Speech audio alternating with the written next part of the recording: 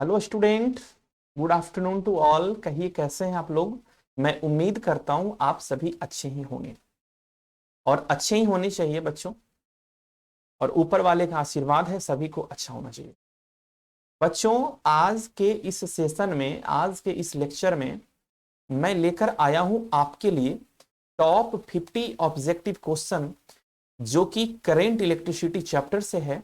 Class 12th के लिए most important question होने जा रहा है। और ओनली क्लास 12th के लिए नहीं, बल्कि ये कॉम्पिटिटिव एग्जामिनेशन के पॉइंट ऑफ व्यू से भी बहुत ज्यादा इंपॉर्टेंट है बच्चों। बच्चों, इस सभी का ऑब्जेक्टिव एनालिसिस मैं आपके अपने इस प्यारा सा यूट्यूब चैनल फिजिक्स एनालिसिस, जो कि वाइब्रेंट एजुकेयर का ही ये आपका डिजिटल लर्निंग प्लेटफॉर्म है बच्चों।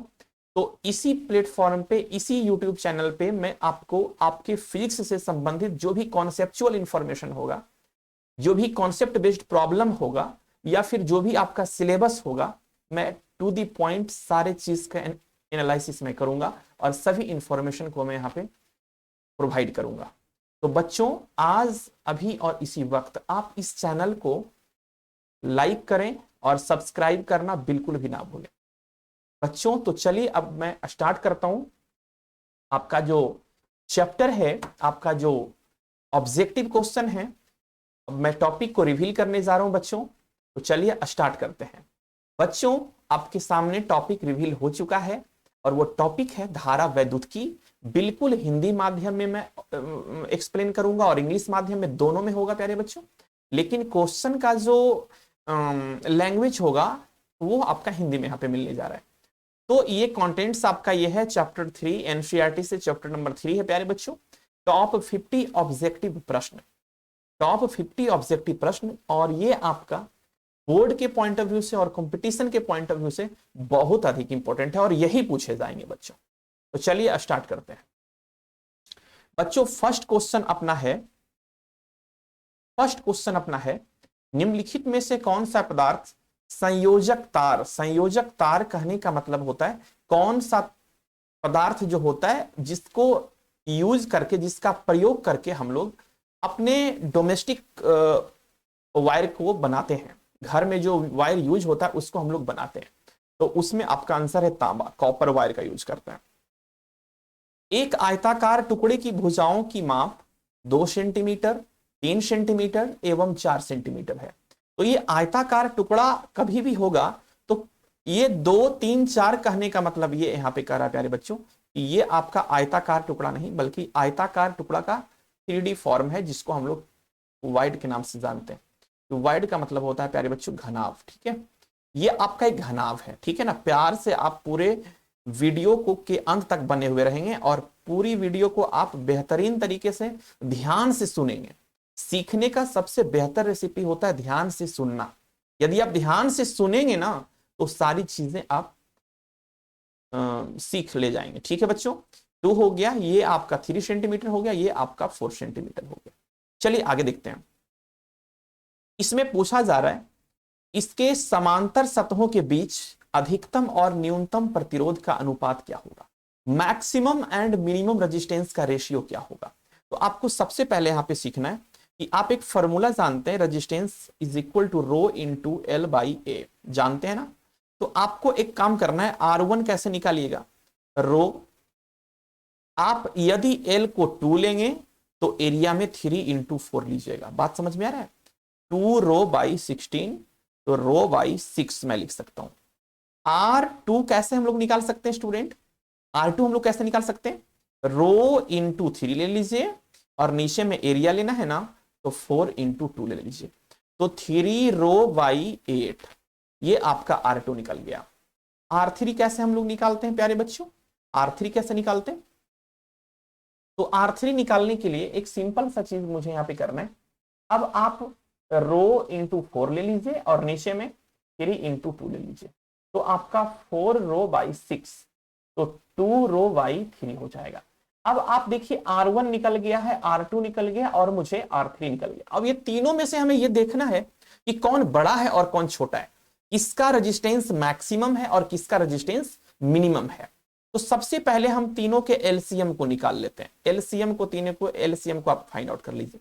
एलसीएम क्या हो जाएगा, 6 है नीचे डिनोमिनेटर में, हर में 8 है यहाँ पे, और यहाँ पे 3 है ना, तो तीनों का एलसीएम हो जाएगा 24।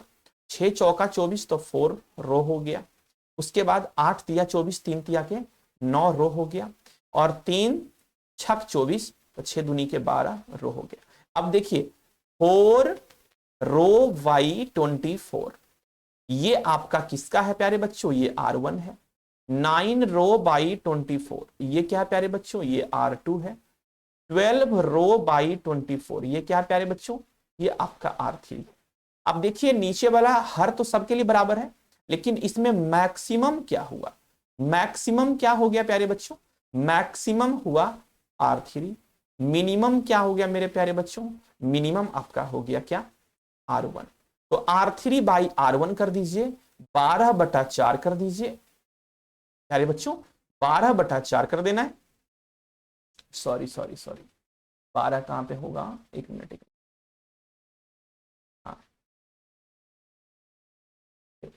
सॉरी यहाँ पे 16 आपका होगा प्यारे बच्चों, 16 आप करके देख लीजिएगा। 16/4 कर लीजिए, तो 4 चौका 16, तो 4:1 is your correct answer. Fuse तार किस पदार्थ से निर्मित होती है, फ्यूज बनाने में जिस वायर का यूज करते हैं वो किस मेटेरियल का बना हुआ होता है, तो आंसर हो जाएगा लेड टीन मिश्र धातु, लेड टीन एलॉय का बना हुआ होता है। दो सेलों का विद्युत वाहक बल E1 एवं E2 है ना, इलेक्ट्रोमोटिव फोर्स EMF दे रखा है यहाँ पे। आंतरिक प्रतिरोध internal resistance R1 and R2 है। इन सेलों को सीरीज ग्रुपिंग श्रेणी क्रम में जोड़ा गया है, तो इनका इक्विवेलेंट विद्युत वाहक बल क्या होगा, समतुल्य विद्युत वाहक बल क्या होगा। तो आपको समझ लेना प्यारे बच्चों, आपको पता होना चाहिए कि grouping, series grouping of cell क्या होता है, E1 प्लस E2 होता है। Option number V is correct.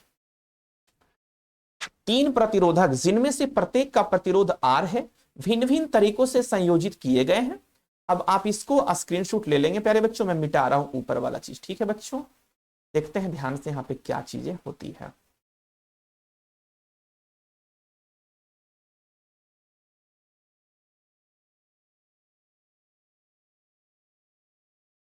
बच्चों यहाँ पे चीजें आपकी ये कह रही है ना कि आपका 3 रजिस्टेंस है और तीनों रजिस्टेंस आपका आइडेंटिकल है। आइडेंटिकल बोले तो एक समान रजिस्टेंस है, तो तीनों को कितने तरीके से हम लोग जोड़ सकते हैं। एक तो मैं सीरीज जोड़ दिया, दूसरा मैं पैरेलल जोड़ दिया बच्चों, तो पैरेलल में हो जाएगा R/3, इसमें हो जाएगा 3R हो जाएगा ना, और 2 को आप सीरीज में जोड़ लो बच्चों, और 1 को आप पैरेलल में जोड़ लो। फिर आप 2 को पैरेलल में जोड़ लो बच्चों, 1 को आप सीरीज में जोड़ लो। तो ऐसा करने से ना ये भी आपको प्राप्त हो गया, ये भी प्राप्त हो जाएगा, ये भी प्राप्त हो जाएगा, लेकिन ये कभी आने वाला नहीं है, इसलिए करेक्ट ऑप्शन इज बी। यहां देखो क्या, इनमें से कौन प्राप्त नहीं हो सकता, करेक्ट ऑप्शन इज बी। चलो बच्चों आगे बढ़ते हैं। एक 10 ओम की तार की लंबाई को खींचकर 3 गुना लंबा कर दिया जाता है तार का नया प्रतिरोध। मैंने बताया है कॉन्सेप्ट मेरे प्यारे बच्चों, R new is equal to होता है R to the power N to the power 2 into R old. मैंने बता रखा है सभी को। N कितना गुना किया गया, तो 3 गुना किया गया है ना। R ओल्ड कितना हो गया, R ओल्ड देख लो 10 ओम दे रखा है ना यहाँ पे, तो आपका यहाँ पे 10 लिख दीजिए। 90 ohm is your correct answer, option number C is correct. देखो 7वां नंबर सवाल हम लोग कर रहे हैं। यदि 220 वोल्ट 1000 वाट बल्ब को, सबसे पहले आपको लिखना है V कितना है, 220 वोल्ट है, वाट कितना है, पावर कितना है, शक्ति कितना है प्यारे बच्चों, 1000 वाट है। जब ये 1000 वाट है तो आप इसका सबसे पहले रेजिस्टेंस को निकाल लो, रेजिस्टेंस को निकाल लीजिएगा। रेजिस्टेंस कैसे निकाल लेंगे प्यारे बच्चों, रेजिस्टेंस V² से निकल जाएगा। एक फॉर्मूला मैंने सभी को बतलाया होगा, P is equal to V²/R, that means R is equal to V²/P। तो V² 220 गुना 220 और P की वैल्यू कितनी प्यारे बच्चों, 1000, वो 1000, 0 0 डिडक्ट हो जाएगा, क्या बचेगा 48.4, इतना ओम आपका आ गया। अब इस 48.4 ओम को ना 110 वोल्ट से जोड़ा जाता है, मेरी बात समझ रहे हो। अब कहने का मतलब आर की वैल्यू हमें पता चल चुका है 48.4 ohm and V is equal to 110 volt. That means we have to determine value of P. P is equal to V square by R.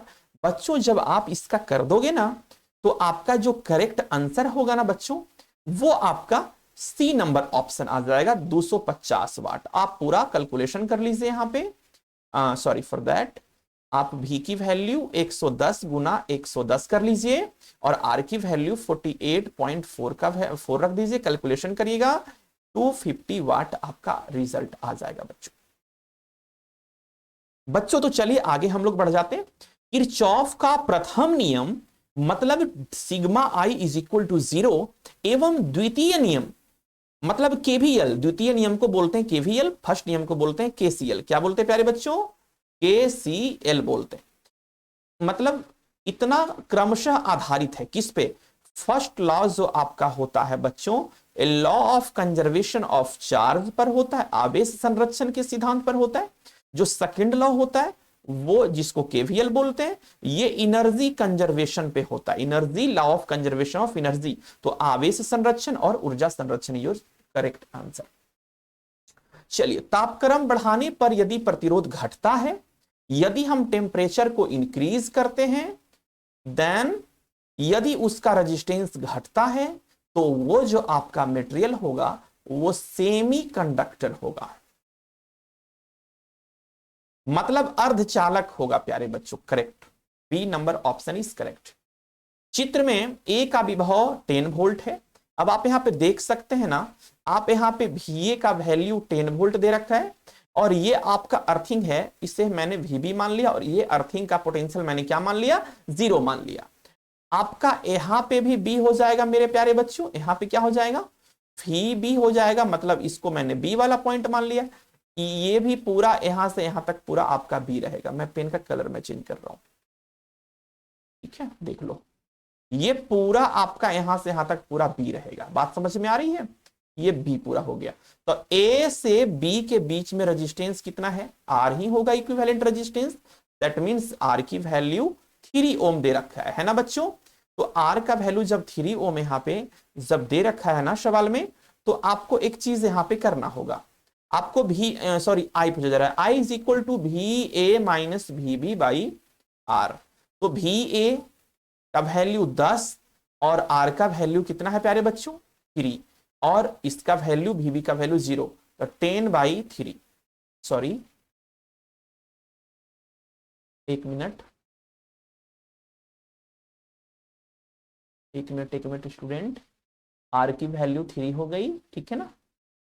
बिल्कुल सही, yes, option number B is correct. 3.3 ampere, मुझे लगा कि 33 ampere दे रखा है, ठीक है student, 3.3 ampere आप इसको कर लो, 3.3 ampere is your correct option, ठीक है। एक हीटर, ये सवाल मोस्ट VVI है स्टूडेंट, ये सवाल बहुत अधिक इंपॉर्टेंट है। चलिए बच्चों, इस सवाल को हम लोग सोल्व करने का काम करते हैं, बाकी सारा सवाल इजी है, बहुत जल्द ही हो जाएगा बच्चों। एक हीटर है, ठीक है, एक हीटर रेजिस्टेंस तो उसका होगा ना, तो 100 वाट का है और ये 220 वोल्ट पे जुड़ा हुआ है। ये तार को बीच से 2 टुकड़े में समांतर कर, सबसे पहले इतना में है तो इसका आप रेजिस्टेंस निकाल लो, रेजिस्टेंस बराबर क्या हो जाएगा V² बाई P। तो V² स्टूडेंट, V² मतलब क्या 220 इंटू 220 है ना, P का वैल्यू 100, 100 वाट है ना, तो 100 हो गया। और 200 वोल्ट ये है, सॉरी 220 नहीं है भैया, ये 200 वोल्ट है। तो आप यहाँ पे 200 ही करो, कैलकुलेशन और आसान हो गया, वैसे भी आसान था कैलकुलेशन। 20 यहां से यहां ले जाएगा इसको, दैट मीन्स 400 ओम आ गया। अब प्यारे बच्चों, अब ये सवाल में कह रहा है ना, ये 400 ओम जो हुआ इसको काट दिया गया है बीच से, ठीक है ना रेजिस्टेंस, तो ये भी आपका R/2 हो गया, ये भी आपका R/2 हो गया। बात समझ रहे हो। और इस R/2 को ना अब पैरेलल जोड़ दिया गया है। बच्चों जो भी चीजें मैंने बोर्ड पे लिखा हुआ है आपके स्क्रीन पे जो दिखाई पड़ रहा है, आप सभी का स्क्रीनशॉट ले लें और अपने नोटबुक पे जरूर कॉपी करिएगा, लिखिएगा, नोट करिएगा पॉइंट को, ताकि आपको चीजें लंबे समय तक आपको याद रहे। और यही एग्जाम में आपका डायरेक्ट पूछा जाएगा, इसलिए याद रखेंगे मेरी बात को। अब आप देखिए इस दोनों को, ये जो टूटा है ना, इस दोनों को पैरेलल जोड़ा गया है बच्चों।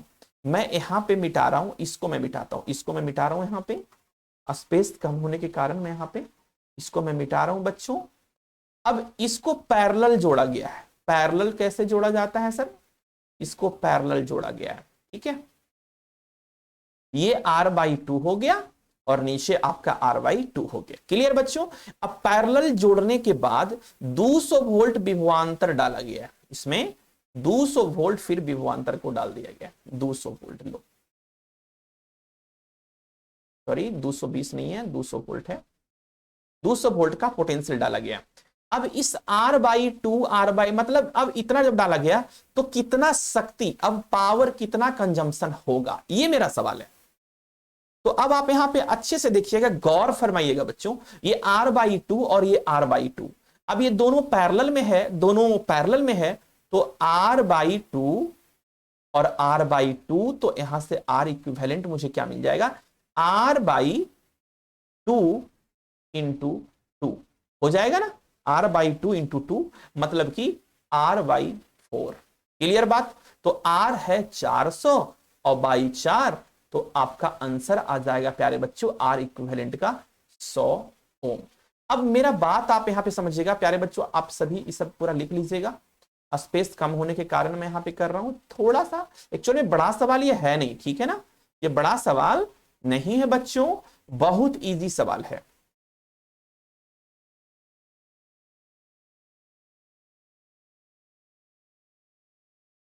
अब चलिए हम लोग इसके आगे यहां पे देख ले जा रहे हैं, ठीक है। अब देखो, अब 220 वोल्ट हमें P निकालना है, तो P बराबर क्या होता है? V² बटा R। तो V² की वैल्यू 200 इंटू 200 बाई R की वैल्यू कितनी है प्यारे बच्चों? 100। 2 शून्य कटेगा, 2 शून्य कटेगा, क्या बच जाएगा? 200 गुना 2 400, 400 वाट आपका आंसर हो जाएगा प्यारे बच्चों। सॉरी इसमें 400 वाट कोई है नहीं, आप इस ऑप्शन को सही कर लेंगे, 40 नहीं, यहां पे 400 वाट होगा। Option number 1 is correct. आप चीजों को बारीकी से समझेंगे, मैं दावा के साथ कहता हूं कि आपको ये सारी चीजें समझ में आएगी। सुनना सबसे अच्छा इंपॉर्टेंट रोल होता है कोई चीज को सीखने में। यदि आप सीख नहीं सकते हैं ना, यदि आप सीख नहीं सकते हैं तो चीजें आपको समझ में कभी भी नहीं आएगी, इसलिए सीखने का प्रयास करिए, ठीक है। बहुत इंपॉर्टेंट होता है सीखना, और सीखिएगा कैसे? सुन करके सीखिएगा। चलिए आगे बढ़ते हैं। चित्र में मीटर ब्रीज प्रदर्शित है, x का मान क्या होगा? तो मीटर ब्रीज का कॉन्सेप्ट होता है x/9 इज इक्वल टू 10 ये आपका कितना बच जाएगा प्यारे बच्चों? ये आपका कितना बच जाएगा? 100 माइनस 10 इज इक्वल टू 90 आपका आ जाएगा, मतलब 10/90। 9 हो गया और ये 9 और ये 9 कट गया, तो x इज इक्वल टू प्यारे बच्चों आपका आ जाएगा प्यारे बच्चों 1 ओम, जो कि ऑप्शन यहां पे नहीं है। आप इसको यहां से काट दीजिए, 1 ओम इज योर आप करेक्ट आंसर, आपका 1 ओम करेक्ट आंसर। प्यारे बच्चों आगे बढ़ते हैं। व्हीटस्टोन ब्रिज में भुजा प्रतिरोध PQRS हो तो संतुलन की स्थिति में, मैंने सभी बच्चे को व्हीटस्टोन ब्रिज मैंने बता रखा है। ये व्हीटस्टोन ब्रिज होता है PQRS, और यहां से गैल्वेनोमीटर कनेक्टेड होता है प्यारे बच्चों नीचे, और गैल्वेनोमीटर में जो करंट होता है ये 0 होता है, तब इसे बैलेंस व्हीटस्टोन ब्रिज समझा जाता है। तो PYQ बराबर R/S, तो PY option number B is correct. एक धातु का घनत्व D एवं विशिष्ट प्रतिरोध रो है ना, ये रो चाहे आप इसको P बोल सकते हैं। घनत्व D दे रखा है भैया, विशिष्ट प्रतिरोध रो दे रखा है, जिसकी लंबाई L है, प्रतिरोध R है ना, कितना दे रखा है। तो इसका द्रव्यमान क्या होगा? तो आप सबसे पहले जानते हैं बच्चों घनत्व बराबर होता है फॉर्मूला मास बटा वॉल्यूम। या आप लिख सकते हैं मास बराबर, अच्छा मास बटा वॉल्यूम को एरिया इंटू लेंथ बोल सकते हैं। क्या मास बराबर हम area into length into density बोल सकते हैं प्यारे बच्चों, आसानी से हम लोग बोल सकते हैं। क्या इसे हम इक्वेशन 1 मान लें? बिल्कुल सर मान सकते हैं, कोई दिक्कत नहीं है। बच्चों आप सभी लोग जानते हैं, आप सभी लोग जानते हैं R is equal to rho into L by A होता है। मेरे प्यारे बच्चों क्या R इंटू ए हम लोग लिख सकते हैं is equal to rho into L हो सकता है? प्यारे बच्चों क्या आप इसे ऐसा लिख सकते हैं? ए बराबर क्या लिख सकते हैं प्यारे बच्चों? Rho into L by R. क्या आप ऐसा लिख सकते हो? A is equal to rho into L by R. इसका वैल्यू मान लीजिए इक्वेशन नंबर 2। अब इक्वेशन 1 में 2 के वैल्यू को पुट कर दीजिए। इक्वेशन 1 क्या कहता है? ए, तो rho into L by R और एल इंटू डी। अब आप यहां पे अच्छे से समझ सकते हैं M is equal to rho L square into D बटा आर। बात समझ रहे हो? मेरी बात समझ रहे हो? यहां पे बात को सुनना है, सबसे पहले आपको सुनना है। यदि आप नहीं सुनेंगे तो चीजों को नहीं सीख पाएंगे, और यदि आप सीख नहीं पाएंगे तो कुछ भी नहीं हो सकता है, असंभव है। Everything is impossible if you can not try to understand the concept. M is equal to rho L square D by R. Option number which one is correct? Choose the option which one is correct student. m is equal to rho L square rho L square D upon R. Option number first is correct answer. देखिए student अब हम लोग आगे बढ़ते हैं, move on the next question. आपको 1 ओम का 3 प्रतिरोध दिया जाता है, आप इसको मिटा सकते हैं। 1 ओम का 3 प्रतिरोध दिया गया है, इनके संयोजन से न्यूनतम प्रतिरोध प्राप्त किया जा सकता है। ठीक है, न्यूनतम प्रतिरोध प्राप्त किया जा सकता है इनके संयोजन से। आपको 1 ओम का 3 प्रतिरोध दिया गया मेरे प्यारे बच्चों, 1 ओम का 3 प्रतिरोध दिया गया है ना। इसके संयोजन से न्यूनतम प्रतिरोध प्राप्त 1/3 पैरेलल में जोड़ देंगे 1/3 प्राप्त होगा। चलो, दिए गए चित्र में ए तथा बी के बीच समतुल्य प्रतिरोध है। सबसे पहली चीज आपको यहां पे देखना है स्टूडेंट, मैं कलर चेंज कर रहा हूं। देखो यहां पे ये B है, यहां पे जब B है तो यहां से वायर डायरेक्ट जुड़ा हुआ है, इसको हम लोग B बोल देंगे। A से B के बीच में इक्विवेलेंट रेजिस्टेंस कितना हो जाएगा? 3 ओम इज योर करेक्ट। चलो, एक आदर्श वोल्ट मीटर का प्रतिरोध होता है, एक आदर्श वोल्ट मीटर का प्रतिरोध कितना होता है? इंफिनिटी होता है। आइडियल वोल्ट मीटर का जो रेजिस्टेंस होता है इंफिनिटी होता है। आर के किस मान के लिए धारा महत्तम होगी? मेरे प्यारे बच्चों, आप मैक्सिमम आई यदि चाहते हो ना तो E upon R plus R में आर आपका बहुत सॉरी स्टूडेंट, आर आपका बहुत कम होना चाहिए। आर के कंपेरेटिवली आर बहुत कम होना चाहिए। तो आप यहां पे देख लीजिए आर कम किस में है? Option number D is correct. Adarsh ammeter का प्रतिरोध क्या होता है? आइडियल आमीटर, आइडियल आमीटर का जो रेजिस्टेंस होता है 0 होता है स्टूडेंट। मोस्ट वीवीआई क्वेश्चन है, मोस्ट वीवीआई सवाल है सब, बोर्ड के पॉइंट ऑफ व्यू से बहुत इंपॉर्टेंट सवाल है प्यारे बच्चों, बोर्ड के पॉइंट ऑफ व्यू से बहुत अधिक इंपॉर्टेंट है। चलिए हम लोग आगे बढ़ते हैं स्टूडेंट। एक प्रतिरोधक का प्रतिरोध R है, यह चर प्रतिरोध की श्रेणी में है। चर प्रतिरोध का मतलब हुआ रियोस्टैट, वेरिएबल रेजिस्टेंस। ठीक है, वेरिएबल रेजिस्टेंस। आरंभ में इनिशियली दोनों के रेजिस्टेंस इक्वल हैं, समतुल्य हैं। आरंभिक कुल प्रतिरोध होगा, आरंभिक मतलब स्टार्ट में कुल प्रतिरोध क्या होगा मेरे प्यारे बच्चों? अब आप देख लीजिए, आपका सवाल यहां पे है प्यारे बच्चों, ये एक रेजिस्टेंस है RH, ये रेजिस्टेंस है R। कहा जा रहा है ये चर प्रतिरोध है, ये वेरिएबल रेजिस्टेंस है, जिसको हम लोग रियोस्टैट बोलते हैं। वेरिएबल रेजिस्टेंस जो है प्यारे बच्चों, इसको रियोस्टैट हम लोग बोलते हैं। ये आपका कांस्टेंट रेजिस्टेंस है। अब यहां पे कहना है आरंभ में दोनों के प्रतिरोध तुल्य है, कहने का मतलब R is equal to RH है। तो दोनों को जब हम जोड़ देंगे प्यारे बच्चों तो R और R क्या हो जाएगा? 2R। Option number V is correct answer.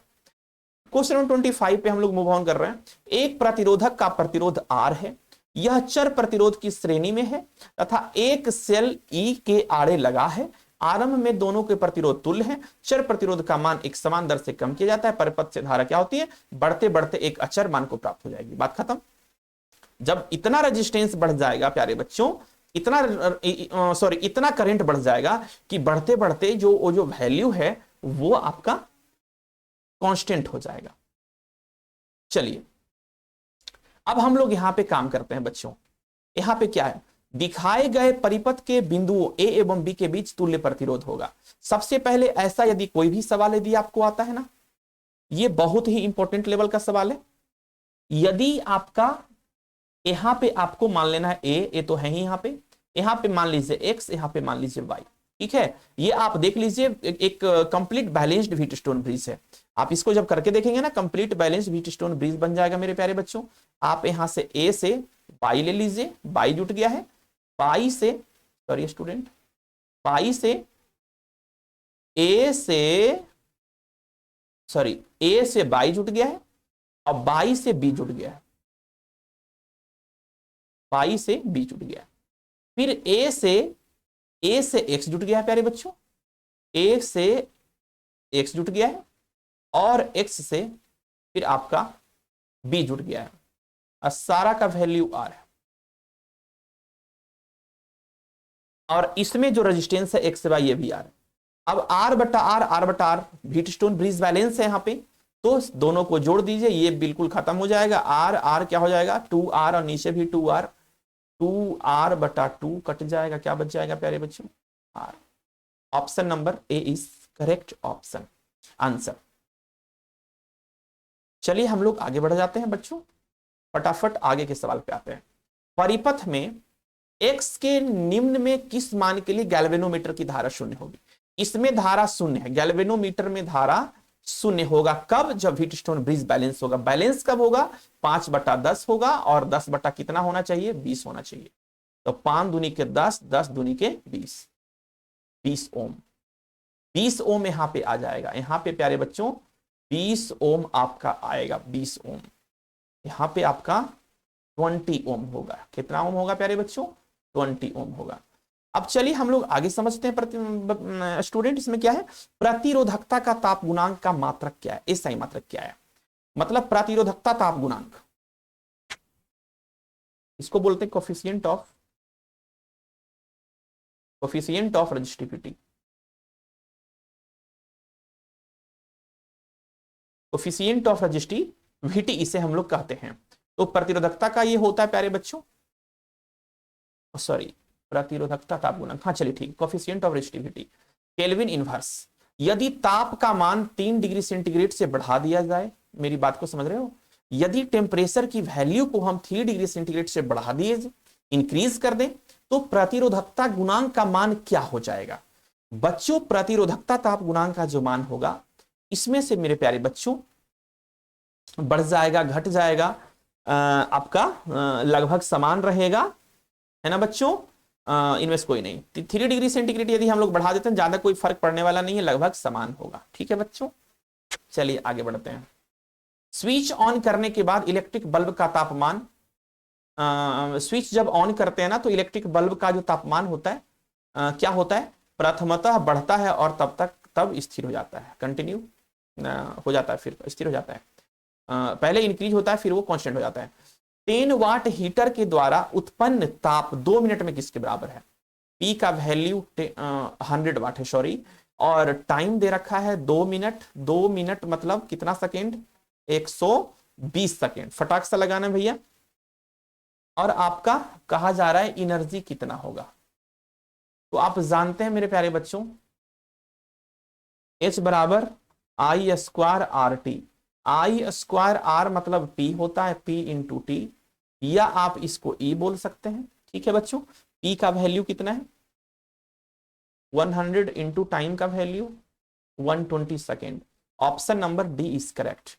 1000 watt heater 230 volt से चिन्हित है, उसका प्रतिरोध R का वैल्यू क्या हो जाएगा प्यारे बच्चों, V स्क्वायर बाई P।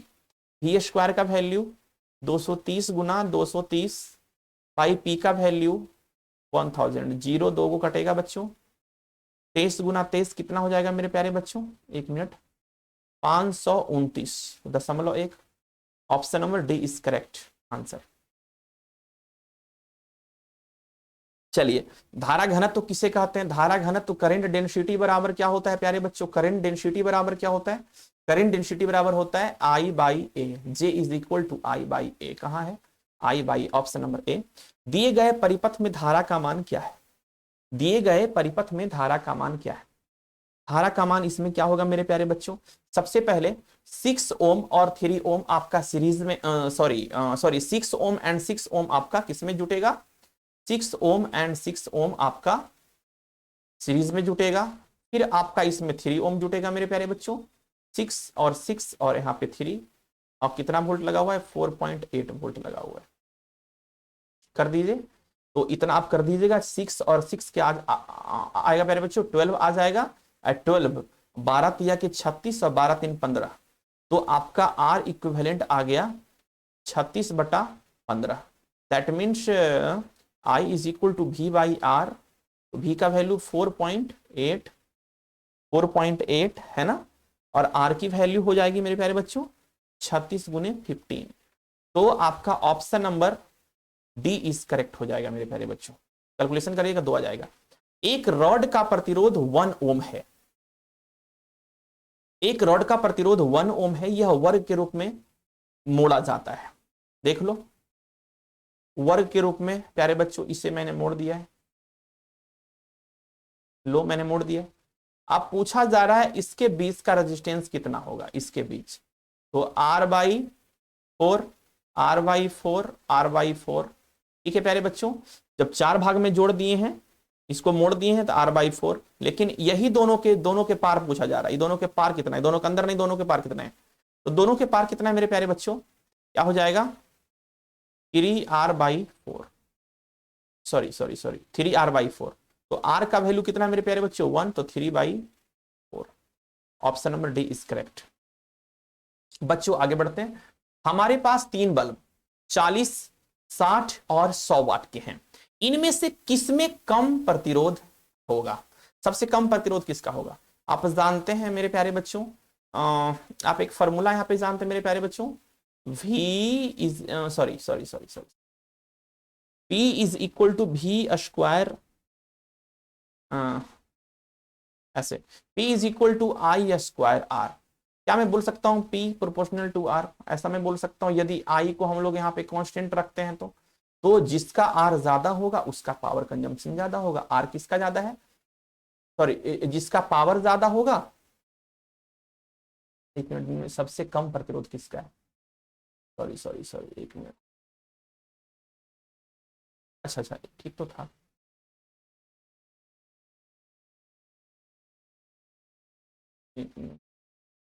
अगला फॉर्मूला मैं लगा रहा हूँ बच्चों।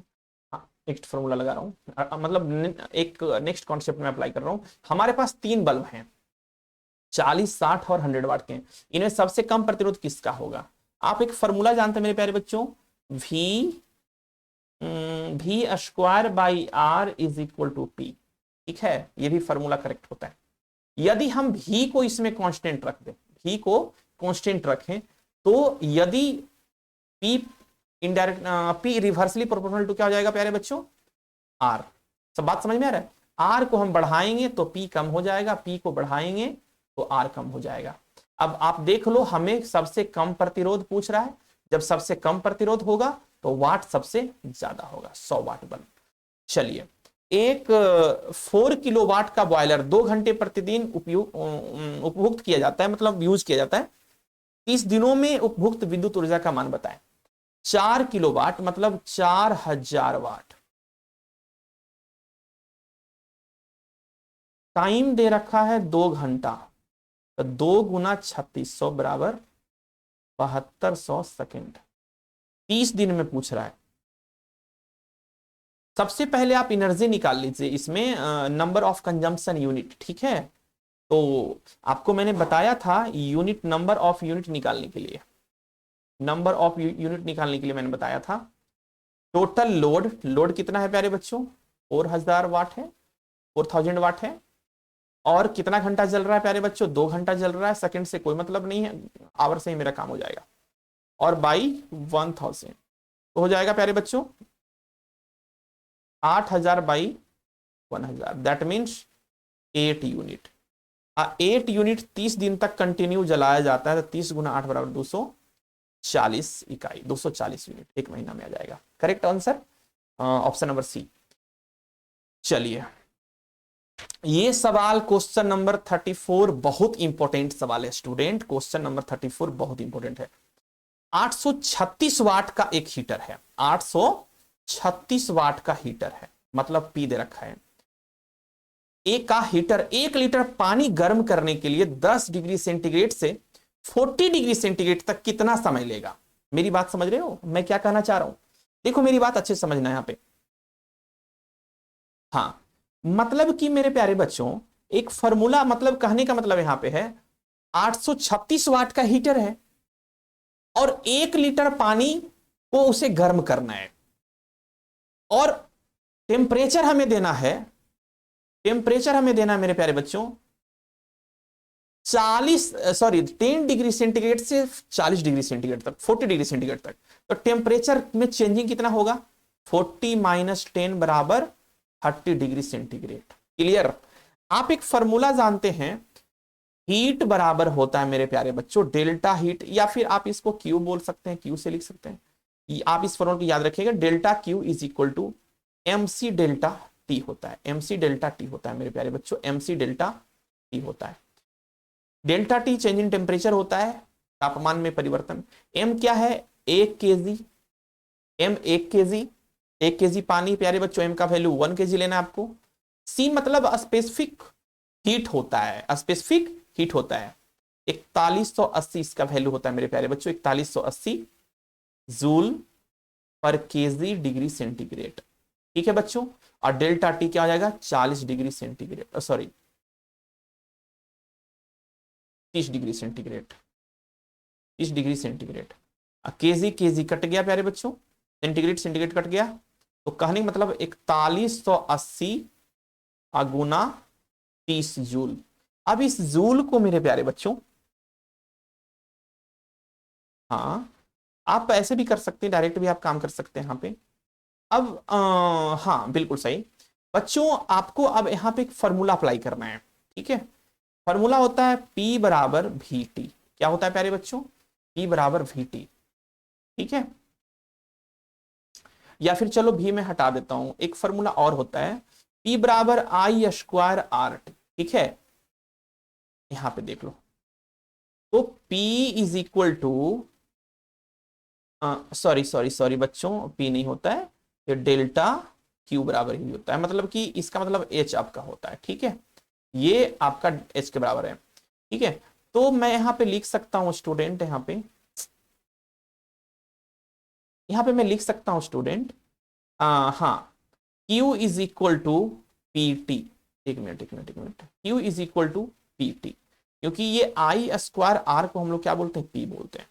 तो Q बाई P बराबर T, तो टाइम निकालना है, तो Q का वैल्यू बाई P का वैल्यू, P का वैल्यू कितना है? 836 कर दीजिए, आपका ऑप्शन नंबर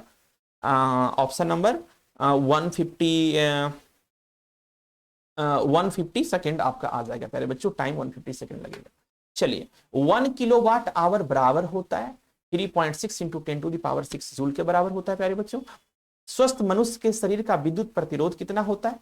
स्वस्थ मनुष्य के शरीर का विद्युत प्रतिरोध कितना होता है प्यारे बच्चों? जितना मैक्सिमम होगा डाल दीजिएगा, 50,000 ओम होता है प्यारे बच्चों, 50,000 ओम होता है। एक अगला सवाल है, 10 एम्पियर की धारा एक तार से 10 सेकंड तक प्रवाहित होती है। यदि तार का विभवांतर 15 वोल्ट हो तो किया गया कार्य होगा। आप सभी को मैंने बताया मेरे प्यारे बच्चों, H E बराबर I स्क्वायर RT मैंने बताया है। I 10 गुना 10, R का वैल्यू कितना है? अच्छा, 10 सेकेंड तक प्रवाहित होती, तार का विभवांतर 15 वोल्ट पे रखा है, तो कार्य, खैर चलिए कोई बात नहीं, हम इस फॉर्मूला से निकाल लेते हैं। देखो, हाँ कार्य हमें पूछा जा रहा है स्टूडेंट, कार्य। आप यहां पे कार्य निकालने के लिए ना, आप इस फॉर्मूला को लगाएंगे, E is equal to I square R T, ठीक है। और यहाँ पे आपको आई का वैल्यू दिया हुआ है 10 एम्पियर, देखिए सारी चीज निकल जाएगी। आई का वैल्यू 10 एम्पियर है और आपका भी का वैल्यू है 15 वोल्ट है। तो आर यदि आप निकाल लेते हैं, आर बराबर भी बटा आई, भी का वैल्यू 15, आई का वैल्यू 10, तो 1.5 ओम रेजिस्टेंस हो गया। तो E इज इक्वल टू क्या हो जाएगा, energy is equal to I square 10 गुना 10 गुना आर का वैल्यू 1.5 इंटू टाइम का वैल्यू कितना है प्यारे बच्चों, 10 सेकेंड। तो आपका आंसर आ जाएगा मेरे प्यारे बच्चों 1500 जूल, ठीक है, मल्टीप्लाई कर दीजिएगा 1500 जूल। चलिए आगे बढ़ते हैं। 5 ओम प्रतिरोध के एक तार से जिसका विभवांतर 7 वोल्ट है 20 मिनट तक धारा प्रवाहित होती है, तो उत्पन्न ऊष्मा H equal to I square R T लगा दीजिए मेरे प्यारे बच्चों। तो इस प्रकार से आपका आंसर आ जाएगा 280 कैलोरी। आप याद रखेंगे, आप कैलोरी में बदलिएगा, जूल में नहीं। तो एक कैलोरी में होता है 4.2 जूल, तो एक जूल में हो जाएगा 1/4.2 कैलोरी। याद रखिएगा इस तरीके से। विद्युत परिपथ की शक्ति क्या होती है, विद्युत परिपथ की शक्ति, option number C is correct. Ampere घंटा, एम्पियर आवर यूनिट है, एम्पियर आवर यूनिट किसका है, ए मतलब आई करंट, एस मतलब time, Q is equal to I T होता है आपका आवेश का। Option number B is correct answer. परिपथ में दिखाई गई धारिता पर आवेश क्या होगा मेरे प्यारे बच्चों। सबसे पहले इस पर आवेश आपको निकालना है, आवेश निकालना है प्यारे बच्चों। आप याद रखिएगा Q बराबर एक फॉर्मूला होता है CV, आवेश का फॉर्मूला होता है Q is equal to CV होता है। तो सबसे पहले इस पे आपको V निकालना होगा, मेरी बात को पहले समझना है, यहाँ पे खुद से करना है सोल्व, मैं नहीं कर रहा हूं, आपको इस पे V निकाल देना, V का वैल्यू इस पे निकाल देना है। तो V के वैल्यू को निकालने के लिए आप सबसे पहले यहाँ पे क्या करोगे पता है, सबसे पहले आप यहाँ पे ये दोनों जो आपका रेजिस्टेंस है, देखो जो भी इसमें 3 ओम में होगा वही भी इसमें होगा, क्योंकि कैपेसिटर के केस में भी, संधारित्र के केस में भी पैरेलल ग्रुपिंग में ना भी समान होता है, सभी के लिए समान होता है, इक्वल होता है। और रेजिस्टेंस के केस में भी, रेजिस्टेंस दिए हुए होने पर भी पोटेंशियल का जो वैल्यू होता है, पोटेंशियल डिफरेंस का जो वैल्यू होता है समान होता है, विभवांतर समान होता है बच्चों। तो भी दोनों केस के लिए समान होगा। 3 ओम में जितना आपका पोटेंशियल डिफरेंस होगा उतना ही 6 माइक्रोफैराड में ये आपका एक कैपेसिटर जुटा हुआ है, ये कैपेसिटर जुटा हुआ है, संधारित्र जुटा हुआ है प्यारे बच्चों। अब आपको यहां पे ये समझना है कि 3 ओम में कितना वोल्टेज आएगा, ये समझना है। 3 ओम में कितना वोल्टेज आएगा, जितना वोल्टेज आया 3 ओम में तो आपको क्यू निकालना है, तो CV आप कर दीजिए। E का वैल्यू 6 माइक्रोफेराड है और V का जो वैल्यू आता है, तो चलिए अभी हम निकाल भी लेते हैं प्यारे बच्चों। तो सबसे पहले आप निकाल लीजिए, 9 3 12 हो गया, तो आपका R इक्विवेलेंट यहाँ पे क्या निकल गया, R इक्विवेलेंट आपका 12 हो गया ना। तो आपका I बराबर V बटा R, तो 12/12 बराबर 1 एम्पियर, ठीक है। 1 एम्पियर करंट इसमें से जाएगा, 1 एम्पियर करंट इसमें जा रहा है, इसमें भी 1 एम्पियर का करंट जा रहा है, ठीक है बच्चों, ठीक है स्टूडेंट, 1 एम्पियर की करंट इसमें जा रही है बच्चों, 1 एम्पियर की करंट इसमें जा रही है। लेकिन हमें निकालना है कि 3 ओम में कितना करंट जाएगा, कितना पोटेंशियल होगा। V is equal to IR हो जाएगा, I का वैल्यू 1 और R का वैल्यू 3, तो 3 वोल्ट का करंट इसमें जाएगा। अब वोल्ट निकल गया तो 6 गुना 3 6 18 माइक्रो कूलम आंसर आ जाएगा, 18 micro coulomb. Option number first is correct answer. Okay student, अब हम लोग आगे बढ़ते हैं बच्चों। देखो क्या कहता है, किरचॉफ का द्वितीय नियम है KVL, energy conservation, law of energy conservation, ऊर्जा संरक्षण का सिद्धांत। हाँ बहुत बढ़िया।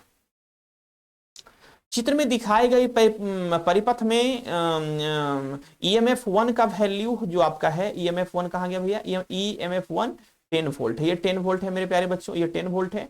और EMF 2 आपका 6 वोल्ट है। सर्किट आपका क्लोज्ड है, सर्किट क्या है मेरे प्यारे बच्चों, क्लोज्ड सर्किट है ना।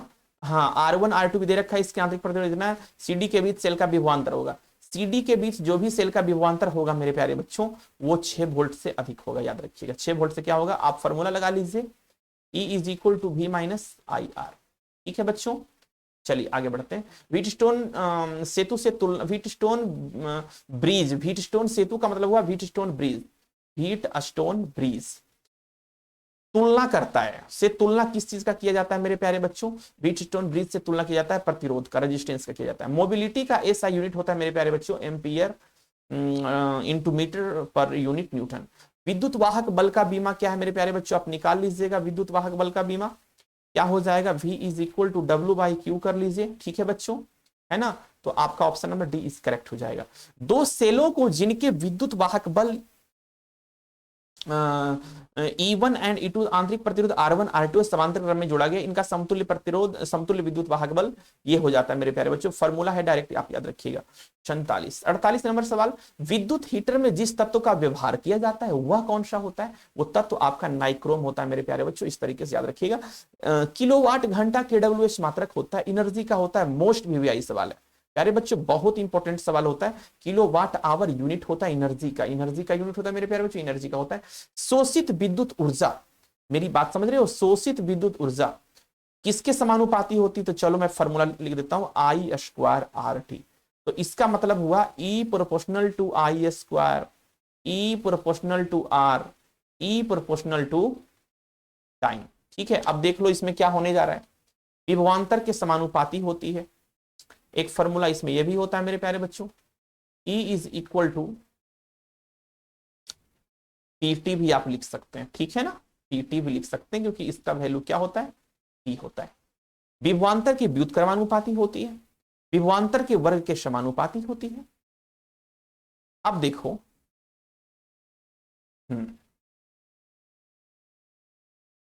विभवांतर के वर्ग के समानुपाती होती है, यहां पे विभवांतर की बात की जा रही है, तो मैं एक फॉर्मूला और मैं लिख देता हूं, E is equal to I², I बराबर क्या मैं लिख सकता हूं, I इज इक्वल टू